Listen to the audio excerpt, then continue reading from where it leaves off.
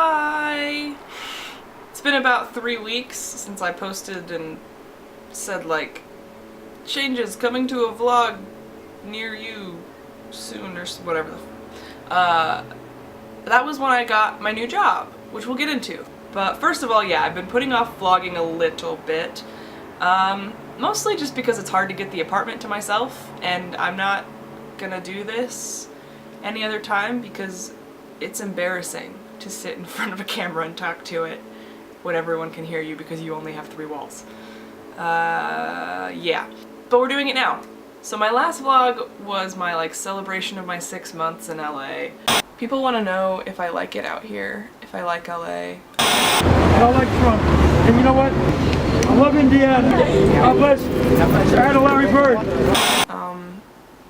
Short answer, I don't know, honestly. I'm still sort of feeling it out. Honestly, I was at one of my lowest points when I made that, and you would never know because of course I'm not going to present that side of it. But I don't know, maybe people who know me well probably picked up on that a little bit, but point being, it's been a while since I've vlogged, so let's catch up a little bit. So I felt like in 2016 I didn't really do anything, you know? I was just an observer of my own life in a way that I'm not comfortable with. 2017 is about 2 things.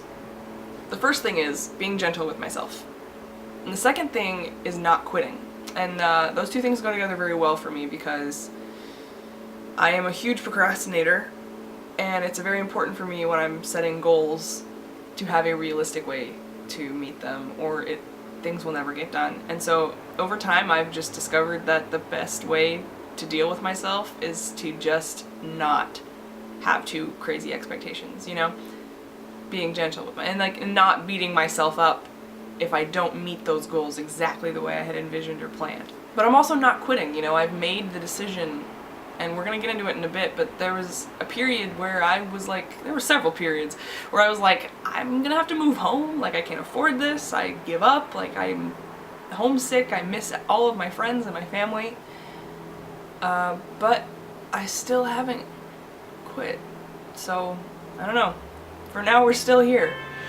I was thinking about how my curse is that I see all sides of a story. I think for the most part that actually is a very good thing about me. I tend to be very empathetic and compassionate and connect with most people that I meet, and I think that helps me navigate the world. But it's also my curse because I present different sides of myself to different people in my life, and perhaps we all do this to a certain extent, but I feel like there are aspects of my life that I do it with that are not okay.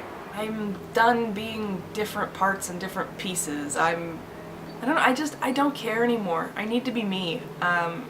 It's dumb to feel like I'm hiding, and I'm not gonna do that anymore. I don't know. As a member of the LGBT community, I understand the importance of coming out, and I'm a big supporter in other people's coming out stories, but I've never personally felt like it should be a thing, and therefore I feel like I've resisted doing so for so long.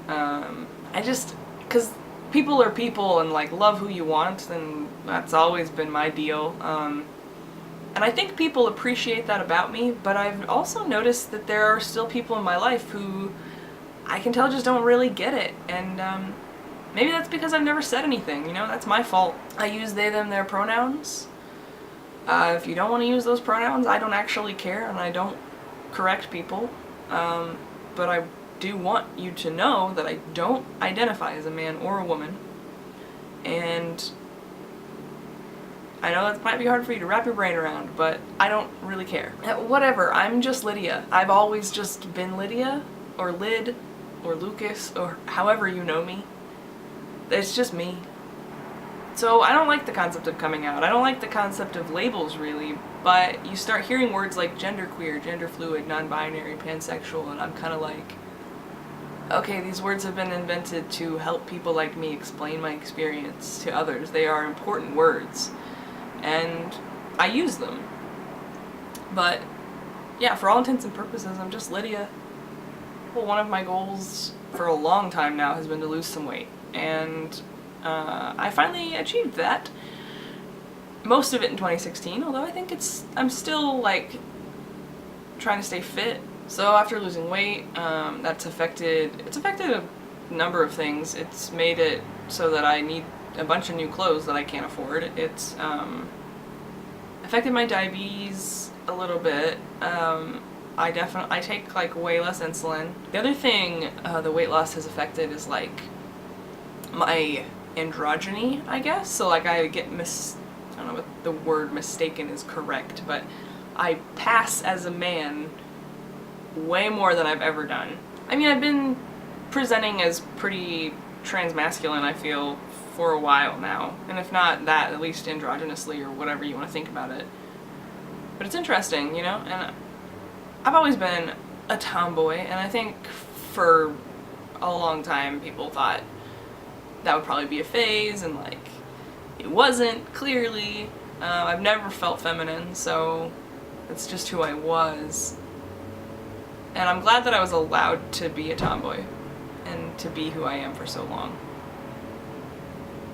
But I'm obviously not going to explain to every stranger I meet that actually the gender is binary and we're all on a spectrum and I'm like somewhere in the middle, but leaning more towards masculinity than femininity for sure. But like, I'm okay with my body, which is female. People really just can't wrap their heads around me, and rather than get upset by it, I just try to find joy in it, I guess. It's sort of this thing for me where I'm like, it's hard to explain. It's just sort of like a gotcha kind of thing. Like, I find great joy in it.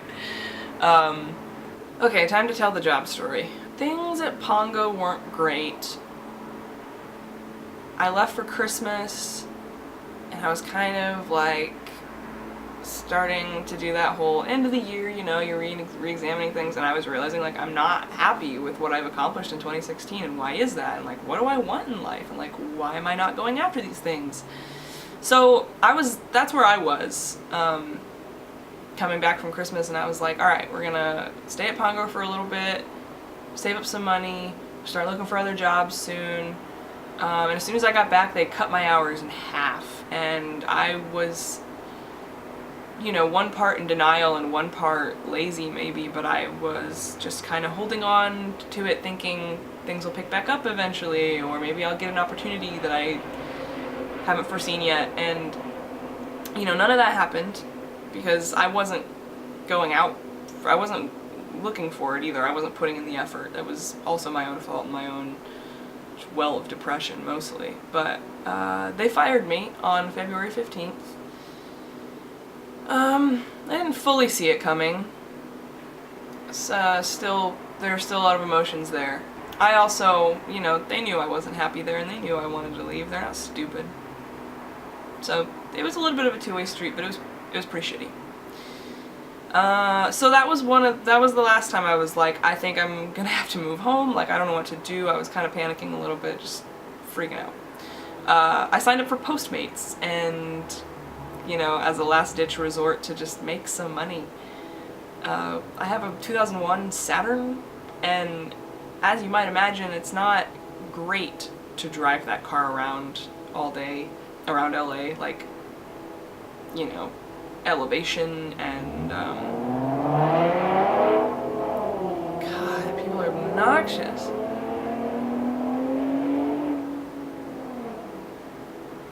But it was making me money for a while, and it was fine. On that note, actually, if you use Postmates, please tip them, because they make nothing. Just throwing that out there. So I got my butt into gear, started applying for jobs, thinking about trying to find a job that wasn't in the entertainment industry. I was like, I'm not going back to that. That's not how I'm going to be able to consistently make money. It doesn't work for me. Or at least I wanted to take a break from it. I wasn't sure. I knew I wanted to come back to it, but I wasn't sure in what capacity, and if I did, I wanted it to be on my own terms. So I knew I needed to get like a day job. And I started thinking, I want to work with animals. You know, why not? That's what I want to do. So I applied at a bunch of places like kennels and daycares and dog walking places and stuff, and I've got an interview at this place called Canine Loft. they like hired me immediately and I started the next day, which was awesome because I thought I was gonna have to work at Pizza Hut because that was the job I'd previously been offered. Thank God that didn't work out, am I right? Anyway, so I work at a doggy daycare grooming boarding facility as one of the receptionist people up front, and it's pretty awesome. I've been there for 3 weeks now, and I just love it. I work a lot. They're pretty. It's small. They were really understaffed when they hired me, and they've hired 3 new people since they've hired me. So there's a lot of hours that I'm getting, and I'm not complaining about that, for sure. It's good. It keeps me busy, and I get to see dogs, which honestly, already like my anxiety is down. I started remembering my dreams again. Okay, that's the other thing. This is like some straight up psychoanalysis stuff. I stopped remembering my dreams right around the time that I started working at Pongo, and as soon as I left, they were back. So I think my subconscious was just like traumatized and just forgetting them, just blacking out, like we're not gonna remember these awful anxiety dreams, what it felt like.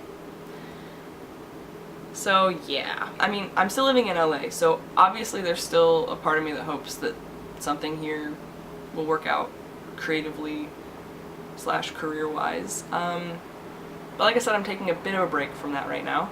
I've always been a writer. I've always been writing something. I'm still writing, and you know, it's one of those things that has such a long timeline, it's hard to really talk about because I feel like I don't want to put things out there that realistically won't even come to any sort of fruition maybe years from now. Also, if the thing is too, I'm finally at a point now where I'm like, if I don't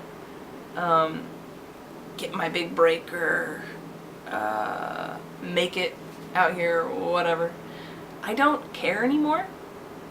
So that's a good place to be. Much happier. There's some other stuff that I'm sort of dipping my toes in. It's all just in my own time. It's all on my own terms, and I like that about it. So I'll keep you updated. But like, I'm not gonna talk about too much of it because you never know how things are gonna work out, and I'd rather not jinx it, I guess. Something I've learned is it's okay to change your mind, you know, to be wrong. It's okay if you want to move on and grow as a person. Change is not inherently bad. Change is the human condition.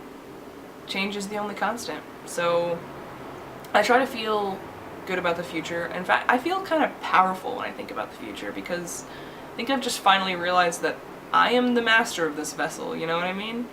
I'm making the decisions because who knows what could happen. It's exciting.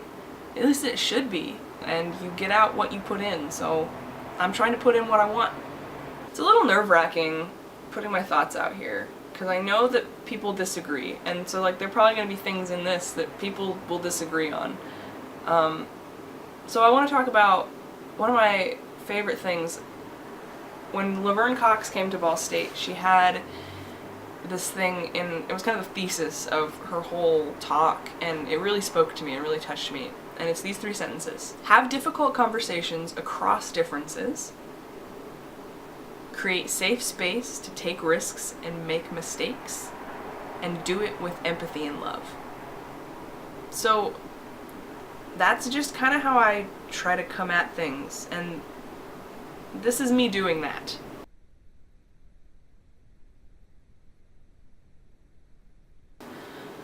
So I wrote this song that I feel kind of sums up what I'm trying to say, and I hope you like it.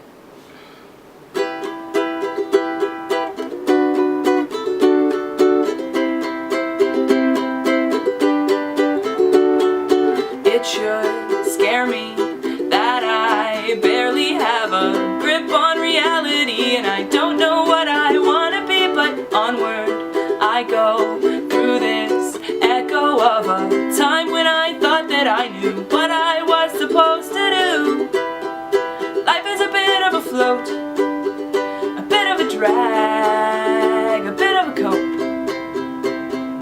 and taking it day by day is the only way that I holding on to hope. Time goes faster each day after, until the day that my mind takes flight. Everything will be alright. One day I'll see what has become of me, but right now I am living loud. I hope that I can make me proud. Life is a bit of a float, a bit of a drag, a bit of a cope, and taking it day by day is the only way that I keep holding on to hope. Every step has building blocks that tower underneath. The bricks I've laid to hold me up shake beneath my feet. So I brace myself and force a smile. It might just stick after a while, and when it does, I'll remember this, that hard ball where I got my grit. Life is a bit of a float, a bit of a drag, a bit of a cope, and taking it day by day is the only way that I keep holding on to hope. Float, a bit of a drag, a bit of a cope, and taking it day by day is the only way that I